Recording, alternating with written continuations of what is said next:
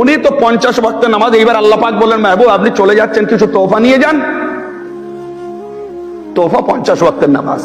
যখন 50 ওয়াক্তের নামাজ উনি নিয়ে আসছেন, ওখান থেকে তো অর্ডার হয়ে গিয়েছে আল্লাহ রাব্বুল আলামিনের তরফ থেকে পাস 50 ওয়াক্তের নামাজ নিয়ে যখন আসছেন, একদম মিডিলে এসে দাঁড়িয়ে গেলেন একজন নবী।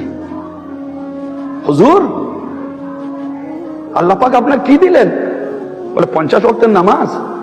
বলে হুজুর আমি আপনার 2-3-4 হাজার বছর আগে দুনিয়া ঘুরে এসেছি, আমি দেখে এসেছি ওখানকার মানুষ এবং তাদের নেচার আচার ব্যবহার আপনার 50 ওয়াক্তের নামাজ পারবে না পড়তে, আপনি একটু কম করিয়ে নিয়ে আসুন।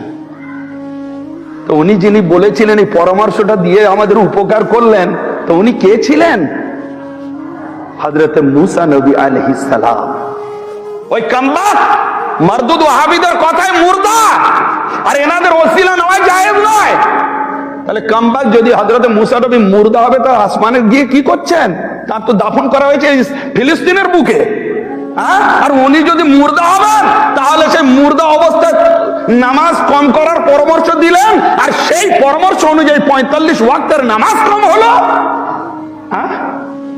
তা তোরা যখন জিন্দা, এত বড় বড় ইজতেমা হচ্ছে, টঙ্গীর ইজতেমা, আমাদের বাংলার ইজতেমা, পশ্চিমবাংলার মধ্যে কত ইজতেমা হয়, লক্ষ লক্ষ লোক হয়, তো একবার আল্লাহর কাছে ফরিয়াদ কর না যে আল্লাহ মুসা নবী তো মুর্দা, ওনার ইলতেমাসে যদি 45 ওয়াক্তের নামাজ কম হয়, তাহলে আল্লাহ গো আমরা এত লক্ষ লোক তোমার নামাজি কালামিরা জিন্দা হয়ে আমরা একটু প্রেয়ার করছি, আল্লাহ গো এশার নামাজ হোক বা ফজরের নামাজ হোক, এখন দুনিয়ার বড্ড কাজ কামের ঝামেলায় 5 ওয়াক্ত নামাজ পড়া যাচ্ছে না, আল্লাহ গো একটা নামাজ অন্তত কমিয়ে দেন, একটা ওয়াক্ত কমিয়ে দেন, আমরা জিন্দা হয়ে দোয়া করছি।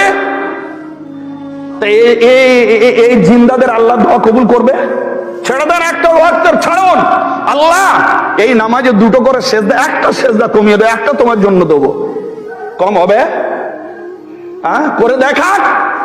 তাহলে কে জিন্দা আর কে মুর্দা দেখে নেন। ফিজিক্যালি এরা চলা নড়াফেরা করলে কি হবে? এরাই হচ্ছে মুর্দা। আর যারা আল্লাহর মাহবুব বান্দা, ওনারা মুর্দা নন, ওনারাই হচ্ছেন জিন্দা, আর হকিকত ওনারাই জিন্দা। তার যদি মুসা নবী আলাইহিস সালাম ওখানে না দাঁড়িয়ে যেতেন, 50 তো এসে গিয়েছিল।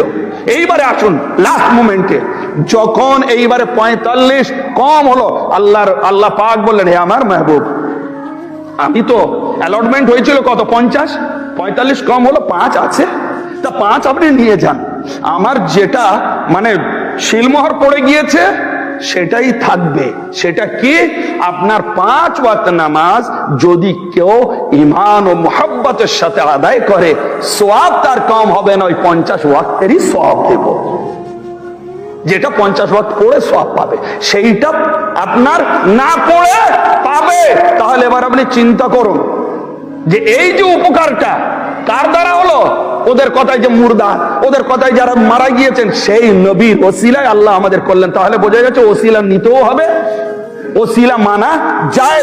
যদি তুমি ওসিলা মানো, তাহলে তুমি 5 ওয়াক্ত পড়ে 50-এর সওয়াব নাও, আর তুমি যদি ওসিলা না মানো, তাহলে তুমি 50 পড়ে তোমার 50-এর সওয়াব নিতে হবে। কি সময় পাবে?